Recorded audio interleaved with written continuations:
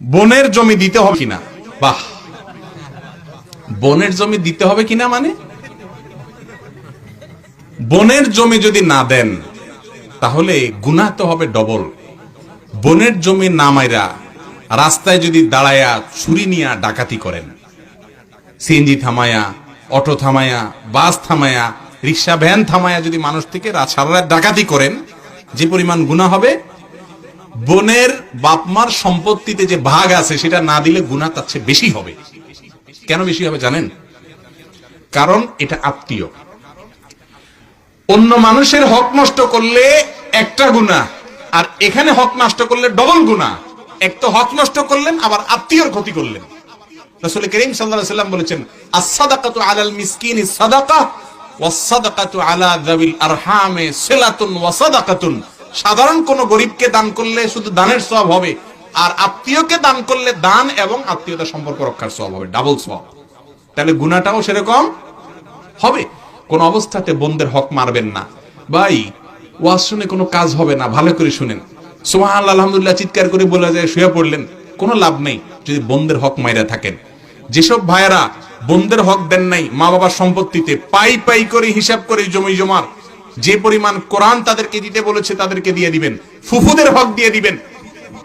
বাপ মা দেয় নাই, বাপ চাচারা দেয় নাই, আপনারা দিয়ে দিবেন।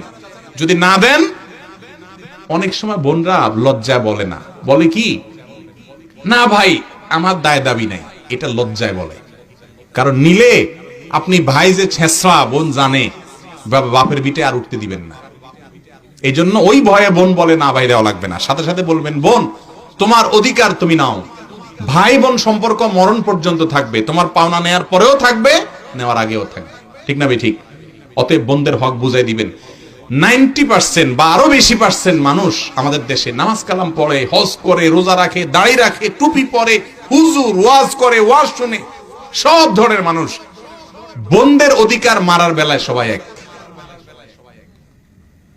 একটু হাত তুলে দেখান তো যারা বন্ধের অধিকার পাই পাই করে সঠিকভাবে হিসাব করে দিয়ে দিচ্ছেন, এটা হাত তুলে দেখান। বাপ মা মারা গেছেন, যাদের আছে এখন আলহামদুলিল্লাহ, তাদের তো দেওয়ার প্রশ্ন নেই, দিয়ে দিচ্ছেন। কয়টা হাত উঠছে দেখছেন? একটু আপনারা হিসাব করেন ভাইরা আমার। ওয়াজ শুনে কানসুক করলে তো হবে না, সংশোধন করতে হবে। দিবেন তো হক ইনশাআল্লাহ?